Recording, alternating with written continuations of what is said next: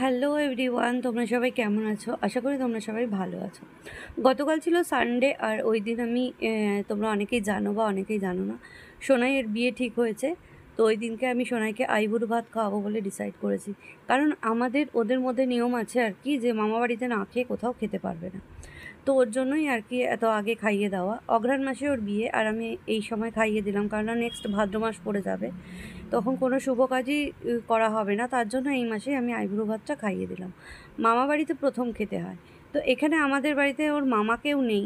তো আমি মাসি প্রায় 15 বছর ধরে মাসি মামা দাদু দিদুন সবার রোলটাই প্লে করছি একা, তো এটা নয় কেন? তাই ভাবলাম সোনাইকে সুন্দরভাবে আইবুড়ো ভাতটা খাইয়ে দিই। তাই দিদিরা চলে এসছে। গোল্ডি গুনগুন এসেই তো সুন্দরভাবে, দেখো কি সুন্দর ফুল দিয়ে সাজিয়ে ফেলেছে দুজনে। এরপর সোনাই খেতে বসে গেছে, আর দেখে খুব ভালোও লাগছিল, আর কোথাও যেন একটা খুব কিন্তু আজকের খাওয়ানোটা খাওয়াতে গিয়ে কোথাও যেন একটা আনন্দের সাথে ভীষণ একটা কষ্টও হচ্ছিল। মনে হচ্ছিলো যেন বিয়ে হয়ে যাবে, কি জানি, মানে এটা ভেবে ভেবেই খুব কাছেই বিয়ে হবে, কিন্তু তারপরেও যেন মেয়েদের বিয়ে হয়ে গেলে তো কতটা কষ্ট লাগে। তো বাবা মায়ের আশীর্বাদ সবার আগে, তাই সবার আগে আমার জামাইবাবু আশীর্বাদ করে দিল, তারপর দিদি আশীর্বাদ করে দিল, মানে ওর মা। তো দিদি আশীর্বাদ করে দেওয়ার পর একে একে আমরা সবাই আশীর্বাদ করে নেব। আনন্দের সাথে সাথে একটা দুঃখ, পেইন ভিতরে কাজ করছিল। তার সাথে বাবা মায়ের কথাও খুব মনে পড়ছিল। আজকের ডেটে যদি আমার বাবা মা থাকতো, মানে ওর দাদু দিদুন, ও মানে কত যে খুশি হতো সেটা আর বলে বোঝাতে পারবো না তোমাদেরকে।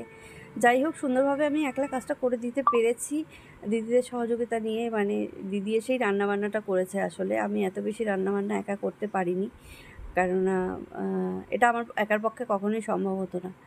আর দিদি তো এমনই একটা মানুষ, যেখানেই যায় সেখানে গিয়ে এই কাজগুলো করে। বলে না, ঢেকি যেখানেই যায় ধান ভাঙে, তো সেরকম একটা ব্যাপার। তো সোনাই আমাকে প্রণাম করছে, যদিও বা অন্য সময় প্রণাম করতে চায় না, এখন আবার প্রণাম করছে। প্রণামও নিয়ে নিলাম একটা। তো এইভাবেই আজকে দিনটা কাটলো। পাশে বসে পড়েছে, এই দেখো গোল্ডি গুনগুনও ওদের সাথে খেতে বসে পড়েছে, জগাই মাথায়। তাই আমি আবার বলছিলাম একসাথে তোদেরকেও আইবুড়ো ভাত খাইয়ে দিলাম, কেননা তোদের বিয়ের সময় চান্স পাবো কিনা জানি না। তো একসঙ্গে আইবুড়ো ভাত তোরাও খেয়ে নে। তো এই হচ্ছে, যাই হোক, এরপর দিদিরা চলে যাচ্ছে। সব মিলে ঘর ফাঁকা হয়ে গেল একদম। এক মুহূর্তের মধ্যে হইচই ছিল, আর এক মুহূর্তের মধ্যেই ঘর ফাঁকা হয়ে গেল।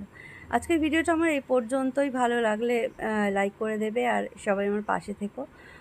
ভালো লাগলে অবশ্যই ফলো করে দিও। আজকের মতো টাটা, বাই বাই। সবাই ভালো থেকো, সুস্থ থেকো, আর নেক্সট ভিডিওতে আবার দেখা হবে। যে টোটো এসে গেছে, দিদিরা এবার চলে যাচ্ছে। তো চলো, এখানেই শেষ করলাম, টাটা।